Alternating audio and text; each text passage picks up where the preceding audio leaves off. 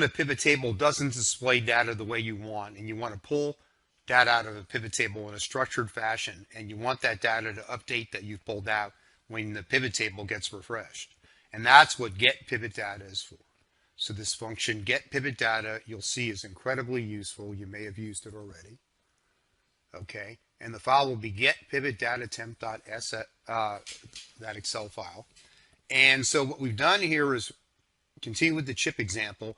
All we've done in this worksheet is we've taken the chip field, the product field, and the country field and moved it to the row labels, and it's fairly ugly. And you can see, for example, that April in France, nice time of year probably to be in France, we sold $37,600. And, you know, we might want to just pull that number out of the pivot table, and if it could move around, like we might start selling stuff in Ecuador, Greenland, I don't know, and then this number might move around.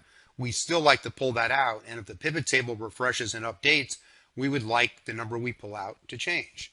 So all you have to do is go to a cell outside the pivot table, type in equals, and point to this cell. I would never type this formula. And then we get pivot data there.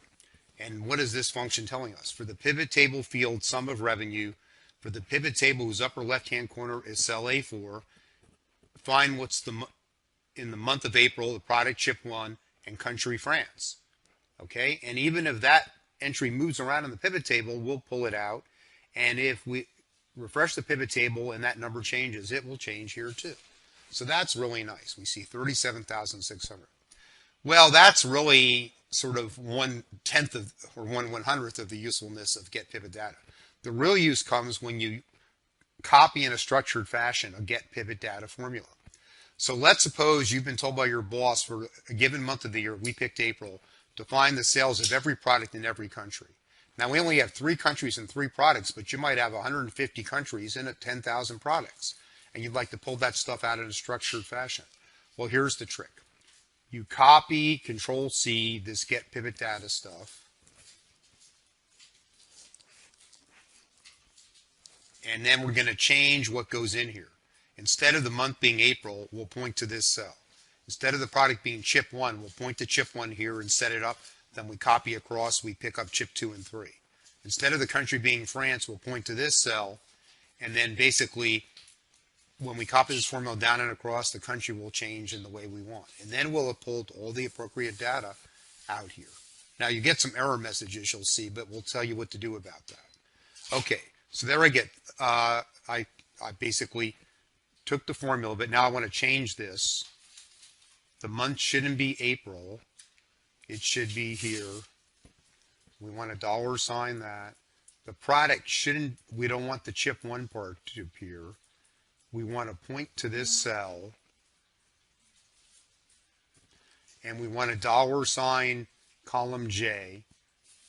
Sorry, $sign the 14, but not column J. So that'll copy across to K14, L14, and it'll copy down still to K14 and L14.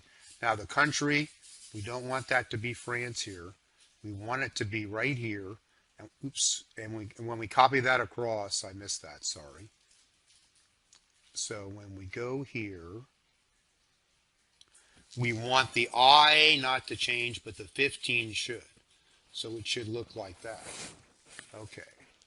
Now I get the sales in Canada, France, and US. Now let's copy that. Control-C, select it. Control-V, you'll get some error messages. Okay, now what's that ref error mean? Well, there's no Canadian sales of chip 2 in April. Okay, you don't want to see an error message there. You want to see a 0. So a good way to fix that would be to use what's known as the if error function. So what if error, as you may or may not know, we'll show you right now. If error works as follows. You type if error, you type any formula, and if that formula is true, then the formula evaluates. Otherwise, you put a comma, and whatever comes after the comma will go in the cell if the formula returns an error. And so basically, we'll put a 0 there. That's what we're going to want. If the formula doesn't work, we want a 0. Okay.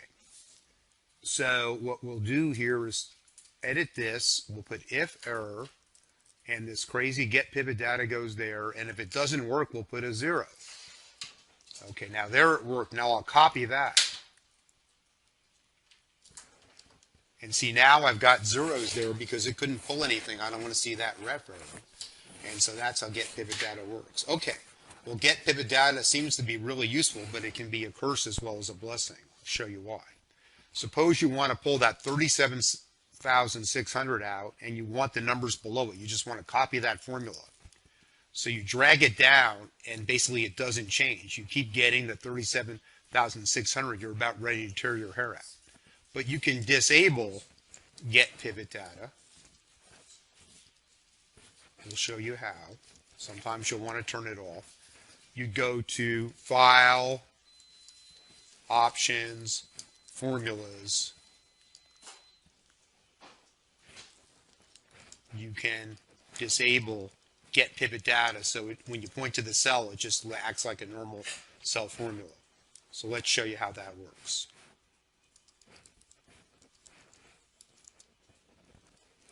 Okay. So what I would do is I would go to File, Options, Formulas, and you see right there, Get Pivot Data for Pivot Table Reference. I'll turn it off.